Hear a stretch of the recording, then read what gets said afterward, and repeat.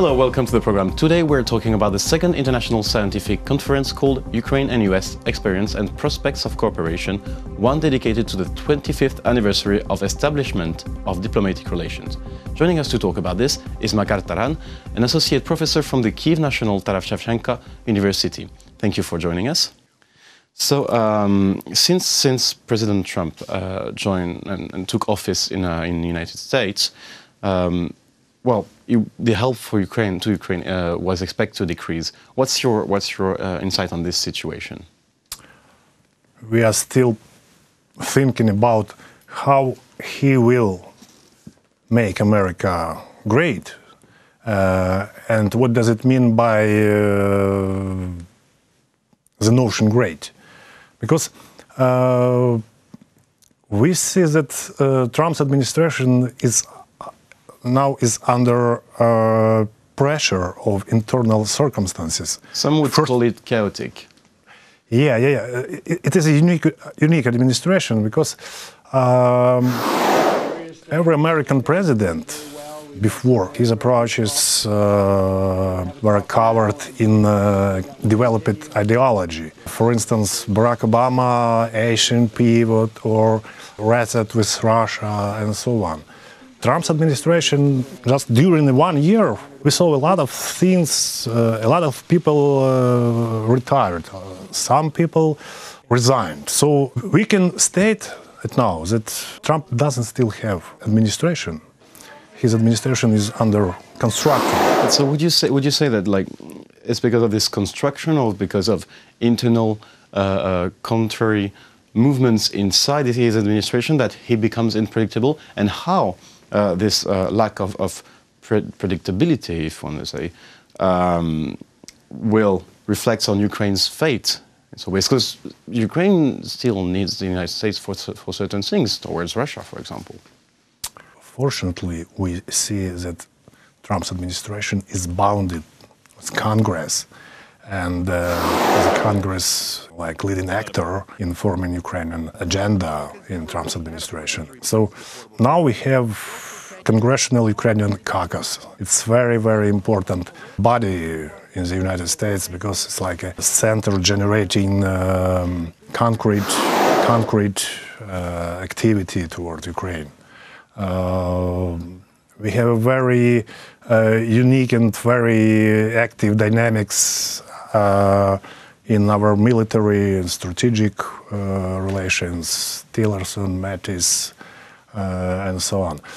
So I think Congress and United States institutions, they are on the top of Ukrainian agenda, not Trump's administration.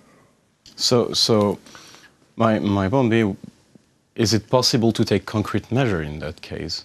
Is it possible to go through this administration? Is it possible to build something out of this chaotic situation for Ukraine?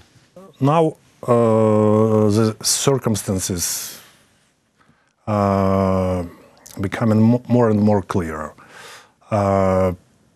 Nobody wants war. Any war has unpredictable outcomes, and no doubt that any war has devastating outcomes. So the first strategic task of American policy is first contain Russia, and the United States try to make Ukraine stronger in face of Russia assertiveness. And second, anyway, Washington, and it was stated by Walker, Washington still seeks strategic decision on Ukraine with Russia as well.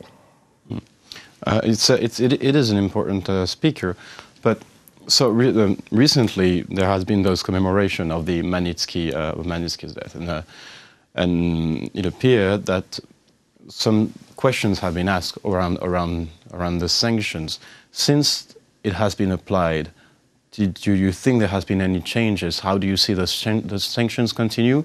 Do you think they will be that way under this administration? Do you think this pro-Ukrainian, I would say, core in the Congress will manage to keep those sanctions? And are they, according to you, efficient enough to counter Russia?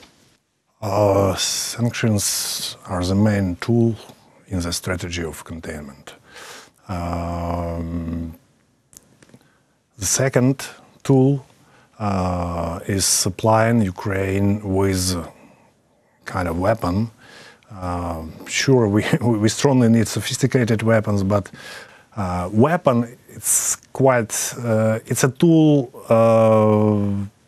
more related to, tough power, to hard power. So I think the sanction policy will be developed more in the States. And as I know, American Treasury Department has 100 more officials making a specific strategy of sanctions towards Russia as well. Well, thank you for joining us. It was a pleasure to have you in the studio. That was Makar Taran, Associate Professor from the Kyiv National Taras Shevchenko University. Thank you for watching the program. Stay tuned for the rest.